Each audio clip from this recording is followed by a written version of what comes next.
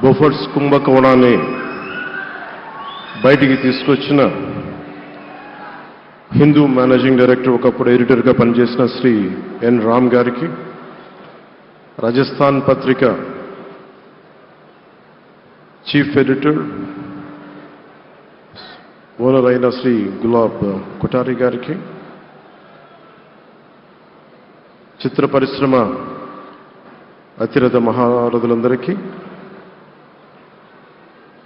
శ్రీ రామాచార్య గారి కుటుంబ సభ్యులు, వారి అబ్బాయి శ్రీ సుమన్ గారికి, శ్రీమతి శైలజా కిరణ్ గారికి, శ్రీమతి విజయేశ్వర గారికి, రామోజీరావు గారి మనవలకి మనమరాలకి ప్రత్యేకించిన హృదయపూర్వక నమస్కారాలు.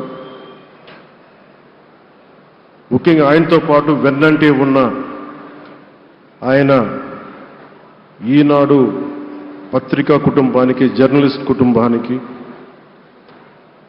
వారందరికీ కూడా నా ప్రత్యేక హృదయపూర్వక నమస్కారాలు. రామోజీరావు గారి గురించి అందరూ చెప్పిన దానికంటే కూడా నా పర్స్పెక్టివ్లో, నా అనుభవంలో నేను చూసిన రామోజీరావు గారిని మీ కొద్ది సంఘటనలు పంచుకుంటాను. రామోజీరావు గారు నాకు సినిమాలు ఉన్నా కానీ నాకు పరిచయం లేదు. ముందు షూటింగ్ ఆయన స్టూడియోస్లో చేసినా కానీ ఫస్ట్ టైం పాలిటిక్స్కి ఎంటర్ అయిన తర్వాత 2008లో ఆ సమయంలో ఆయన్ని కలవటం జరిగింది.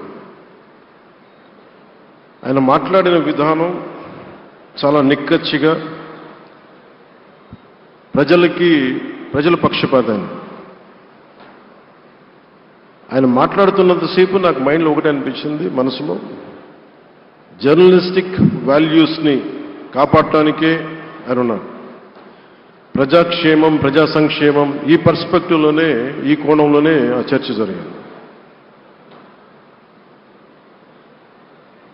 నన్ను ఒకే ఒకసారి ఆయన 2019లో ఒక లంచ్కి ఆహ్వానించారు వారి కుటుంబ సభ్యులతోటి. ఆ రోజు ఆయన మాట్లాడింది దేశ పరిస్థితులు, ముఖ్యంగా పత్రికా స్వేచ్ఛ గురించి, పత్రికా రంగం ఎంత కీలకమైంది. ఆయన ఎప్పుడూ కాంప్రమైజ్ అవ్వలేదు. ఒక విషయం చెప్పాలి అంటే అది తనకి తెలిసిన వారు అవ్వచ్చు, తన సన్నిహితులు అవ్వచ్చు, స్నేహితులు అవ్వచ్చు, కుటుంబ సభ్యులు అవ్వచ్చు, జనం కోసం వచ్చేటప్పటికి నిష్పక్షపాతంగా, చాలా నిర్దాక్షిణ్యంగా ఉంటుంది ఆయన ఆలోచన పరిధి. అదే ఆయన ఈనాడు పేపర్లో రిఫ్లెక్ట్ అవుతుంది. నేను చాలాసార్లు అనుకునేవాడిని, ఒక వ్యక్తికి ఇంత, ఆయన ఆ రోజు లంచ్ తర్వాత కూర్చున్నప్పుడు ఆయన మాట్లాడుతుంటే ఆయన వేదనని నేను చూశాను. ఆయన నలిగిపోతున్నారు. నిజంగా పత్రికా స్వేచ్ఛ ఎంత అవసరం దేశానికి, ప్రజాస్వామ్యానికి ఎంత కీలకమైంది, అది ఆయన చెప్తుంటే ఆయన ఆవేదన నాకు అర్థమైంది. అలాంటి వ్యక్తి మీద ఎన్ని రకాల ఇబ్బందులు పెట్టారో మనందరికీ తెలుసు. ఒక పేపర్ ఒకటే నడపటం చాలా కష్టసాధ్యమైంది. కానీ దాంతోపాటు ఆయనకి నష్టపోవడానికి, జనరల్గా అలాంటి విలువలు, కమిట్మెంట్ ఉన్నవాళ్ళు మిగతా వ్యాపారాలు అంటే ఆయన్ని అన్ని రకాలుగా దాడులు చేయడానికి చాలా తేలిక. అలాంటి దాడుల్ని తట్టుకుంటూ యాజ్ ఎ జర్నలిస్ట్ ఆయన అన్కాంప్రమైజింగ్ యాటిట్యూడ్, అన్కాంప్రమైజింగ్ వాలర్, అవన్నీ ఆయన్ని నాకు చూస్తే చాలా చాలా ఆనందం వేసింది. ఆయన ఒకటే చెప్పారు నాకు, your upcoming political leader, I wish you all the best. నీ జీవితంలో నువ్వు కాంప్రమైజ్ అవ్వకు, what ever you believe in, నువ్వు ఏదైతే నమ్ముతావో దాన్ని త్రికరణ శుద్ధిగా చేయని చెప్పి ఆయన చెప్పింది నేను ఈ రోజుకి మర్చిపోలేను. అలాంటి మహానుభావుడు సంస్మరణ సభకి నేను ఈరోజు ఇక్కడికి రావటం, ఆంధ్రప్రదేశ్ ప్రభుత్వం భాగంగా నాకు నిజంగా చాలా ఆనందంగా ఉంది. రైట్ టు ఇన్ఫర్మేషన్ యాక్ట్ దారిలో చూస్తూ ఉంటుంది దాకా ఎగ్జిబిషన్లో 2008 రైట్ టు ఇన్ఫర్మేషన్ యాక్ట్లో అంటే ప్రజలకు ప్రతిదీ తెలియాలి, ప్రభుత్వంలో ఏం జరుగుతుంది, ప్రభుత్వం ఏం తీరుతలు ఎలా ఉంది అని. దానికోసం ఆయన అందరినీ కలిపి ఆంధ్రప్రదేశ్లో, ప్రత్యేకించి ఉమ్మడి ఆంధ్రప్రదేశ్లో ఆయన ఒక ఉద్యమకర్తగా కూడా వ్యవహరించారు. ఒక ఆర్టీఐ లాంటి థాట్ ప్రాసెస్ ఉండాలి అంటే ఒకటే ఉంటుంది, ఇది ఏమి జరిగినా ప్రజలకి తెలియాలి. ప్రభుత్వంలో ఉన్న రాజకీయ వ్యవస్థ ఏమి చేసినా ప్రజలకి తెలియాలి, వారికి అండగా ఉండాలని చెప్పి ఆయన చేసిన ఈ యజ్ఞం చాలా జటిలమైంది, చాలా కష్టమైంది. పత్రికా రంగంలో విస్తరించిందే కాకుండా సినిమా నిర్మాణ రంగంలో కానీ, స్టూడియోస్ కానీ, హోటలియర్గా కానీ ఇవన్నీ చాలా చేసి ఉండొచ్చు. కానీ ఆయన క్రక్స్ ఆఫ్ రామోజీరావు గారిది మోస్ట్ ఇన్స్పిరేషనల్ జర్నలిస్ట్. ఇందాక కొల్లూరు పార్థసారథి గారు చెప్పిన, ఇందాక అమరావతి నుంచి నాయ ఎమ్మెల్యే గారు మాట్లాడినా కానీ, పార్థసారథి గారు చెప్పినా కానీ ఆయనకి ఖచ్చితంగా ఒక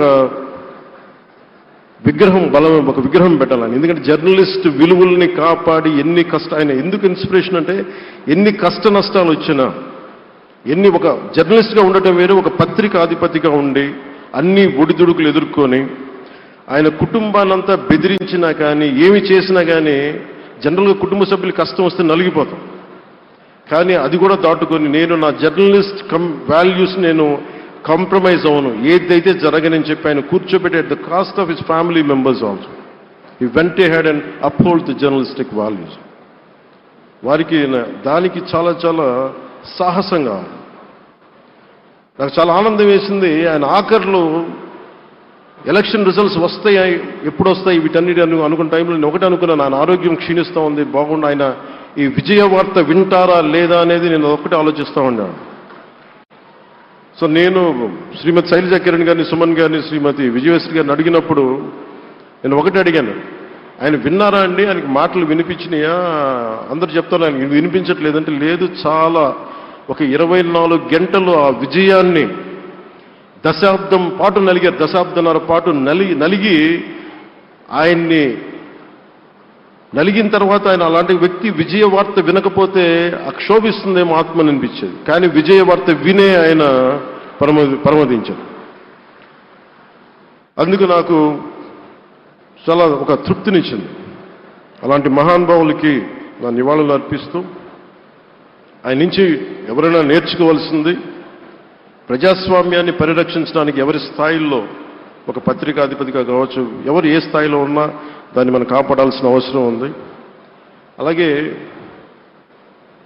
ఆయన జర్నలిస్టిక్ వారసత్వ ప్రవాహం అంటే ఉదాహరణకి ఈనాడు, ఈటీవీ తాలూకు ప్రజెంటేషన్ ఆఫ్ న్యూస్ చాలా న్యూట్రల్గా, అన్బయాస్డ్గా ఉండదు.